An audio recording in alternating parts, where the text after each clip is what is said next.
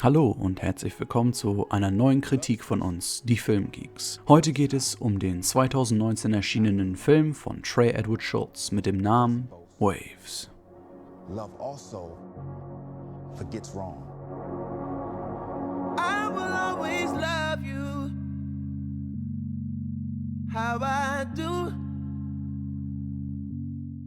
Als Regisseur hat uns Trey Edward Shults bereits mit It Comes at Night und Creature zutiefst beeindruckt wegen der rohen emotionalen Kraft, fantastischen schauspielerischen Leistungen, wunderbarer Kameraführung und unter anderem die geschichteten Handlungen, die die meisten, wenn nicht alle Fragen der Zuschauer nicht in irgendeiner vorhersehbaren Weise beantworten.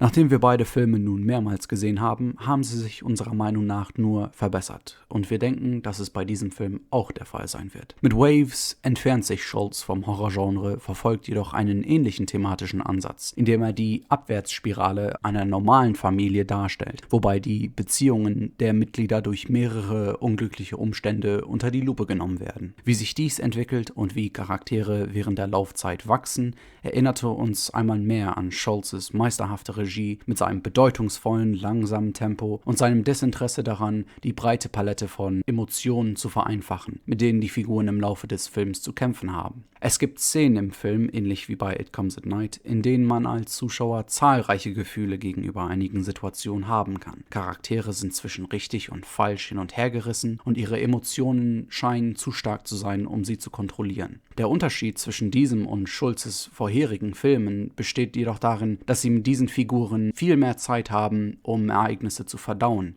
Und die gesamte Reise des Lernens, mit solchen Zeiten umzugehen, war für uns wirklich berührend und unvergesslich. Einer der stärksten Aspekte und Gründe, warum Waves für uns so gut funktioniert hat, war unter anderem die Besetzung. Wir sahen schon, dass Calvin Harrison Jr. viel Talent und Potenzial hatte in It Comes at Night, aber hier ist er auf einem ganz neuen Level als Tyler Williams, der Sohn der zentralen Familie und einer der Protagonisten des Films. Sein langsamer Verfall in Elend, Wut und Frustration, nachdem er einige tragische Nachrichten über seine Sportkarriere gehört hat, die die Handlung in gewisser Weise in Gang setzen, wird exzellent durch Harrison Jr.'s Leistung dargestellt. Zu den anderen Schauspielern wie Taylor Russell und Sterling K. Brown können wir nur ähnlichen Lob aussprechen. Wir denken, sie lieferten ebenfalls einige sehr emotionale und kraftvolle Darbietungen, die nie langweilig wurden. Durch den minimalen Schnitt und den langen Szenen, in denen sich zwei Menschen einfach natürlich unterhalten und ihre Emotionen ans Licht bringen, wird die Authentizität, die die Schauspieler in allen ihren Szenen hervorbringen, deutlich verstärkt. Diese Charaktere fühlen sich einfach echt an und die Schauspieler hinter ihnen liefern einige tolle Performances, um eine lange Geschichte kurz zu halten.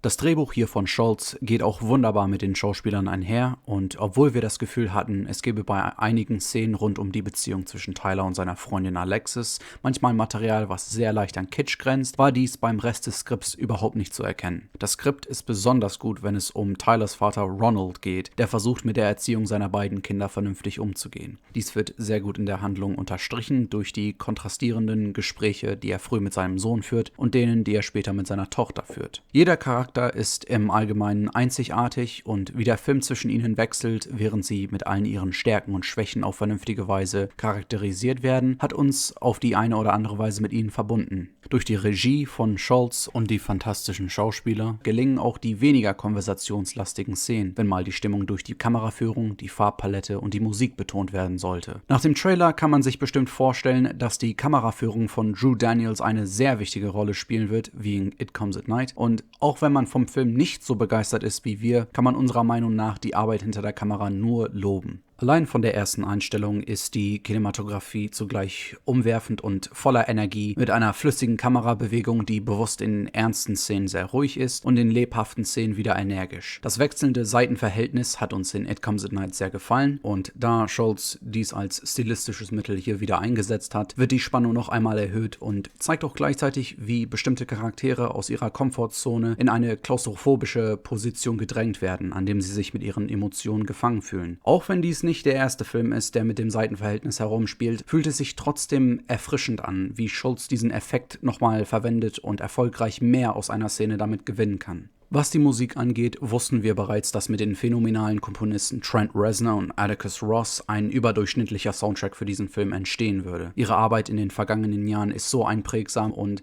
obwohl sie hier eventuell nicht das Niveau ihrer Kollaboration mit David Fincher erreichen, sorgt die Musik für Waves, ähnlich wie die von Jonah Hills Film Mid-90s, für eine positive Betonung und Verstärkung der allgemeinen Stimmungen im Laufe des Films, ohne der Handlung dabei in die Quere zu kommen. Die lizenzierte Musik, die Schulz hier verwendet, die unter anderem von Frank Ocean, Kanye West, Kendrick Lamar, Radiohead und Tyler the Creator kommt, passt unserer Meinung nach sehr im Rahmen der Geschichte, aber es wäre verständlich, wenn in der 135-minütigen Laufzeit die etlichen Songs für einige Zuschauer als überflüssig vorkommen.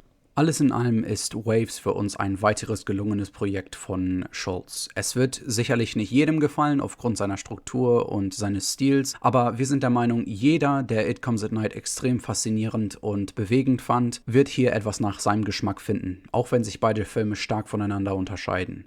Für alle, die einen positiven Eindruck vom Trailer hatten und den Film noch nicht gesehen haben, können wir ihn für unvoreingenommene Zuschauer nur empfehlen, auch wenn es ihn momentan leider nur digital zum Gucken gibt. Von uns bekommt Waves eine starke Bewertung von 8 von 10 Punkten.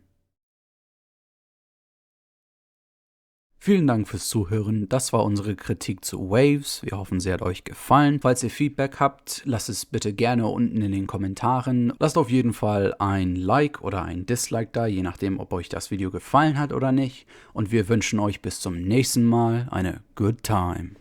Lord knows I've held on to way too much hate in my life. But all we have is now. All we have is now.